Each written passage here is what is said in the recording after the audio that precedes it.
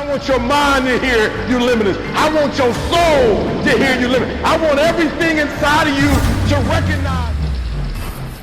You didn't get to go to a meet in 2001 that you qualified for, right? This is now you're looking to leave the juniors at this point, right?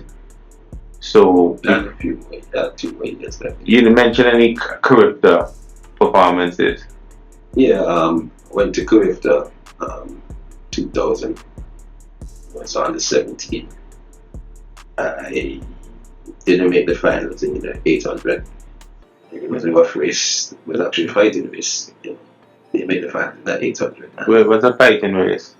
In the heats, one of the top, I think the defending champion was this Trinidadian guy, Colonel Harry Prasad, who had just beaten me out for the gold medal at the CUT Games in '98.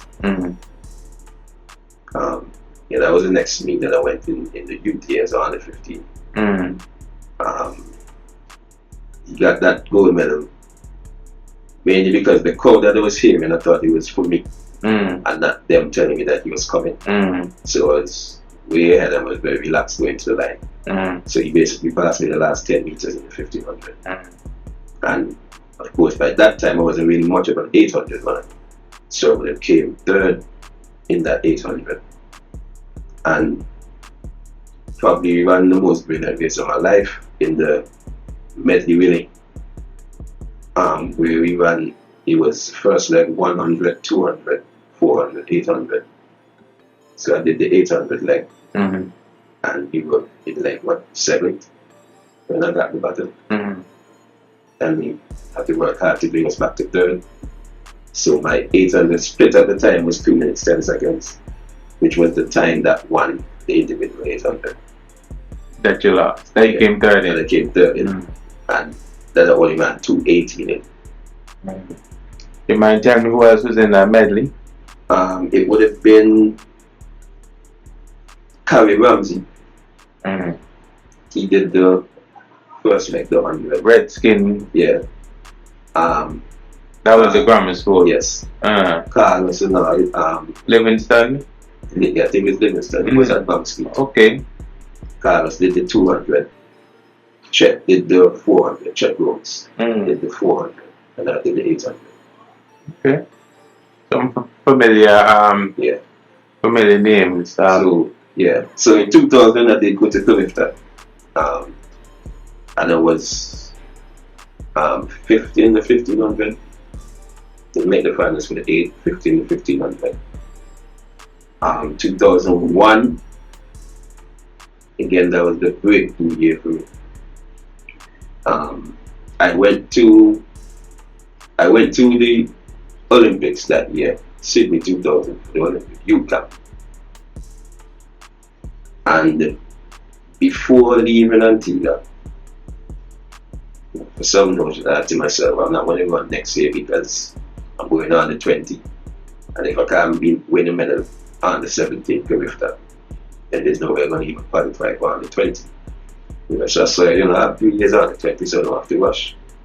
But when I got to Australia, at that time my roommate was this guy, João Pinto from Angola. And he was a table tennis player, probably the national champion, junior champion, table tennis in Angola. And after about the first 3 days when we settled it, he would get up every morning and run 3 miles as part of his training. As a ping pong player? As a ping pong table tennis player. His distance is from here to here, side to side. And he's running 3 miles. So, of course, that boosted me. I can have my table tennis playing movement, getting up, running 3 miles, and I'm going to run 3 miles with him. If he's doing 3 for my events, I have to double or triple it. So sometimes I get up and doing 9 miles. And this is in the spring of Australia. That year the Olympics started in September. So of course it's like 20 degrees, 18 degrees most times in the cold. But had to do it because there's no way I'm at 1,500, 5,000, 3,000 money. And getting up and running 3 miles like my table tennis roommate. Or doing less. Had I have another roommate that wasn't an athlete, but would have been different. You'd have been more complacent. I would have been more relaxed. Let me ask you a question, because you spoke of dominance. Let's say under 13, you know, and then the performances you're mentioning when you're like under 17 and so forth. You medal here and there.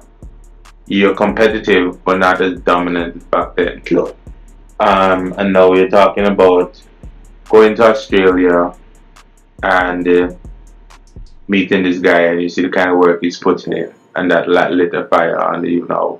A different fire. Would you say sometimes the benchmark we set for ourselves locally, we're not exposed to a lot of competition locally when we're training, and so we don't get pushed to see our fullest potential? I'm talking about now all of us as a country, all the athletes that we have a pass through. I mean, now it's different, and the reason it's different now, social media. These athletes know about each other because, of course, they watch the meets coming out to the meets in Jamaica, meets in Trinidad. Even if we don't see meets in Bahamas or Barbados, you will still see times posted. So it's much easier to follow your competition now. Back then, of course, you didn't have the advent of the internet and social media. So you'd only know a person if you went to a meet that they went to. And likewise, they would only know you like that. So, of course, a lot of times you'll come as a surprise at certain meets. So I think it's different then to now. But yes, I think a lot of us, it was complacency. Again, of course, after a while I realized that I wasn't really training for Antigua. My aim is not to win sports day, win into school, win a development meet. I changed winning to performing times. That was my aim, achievement times.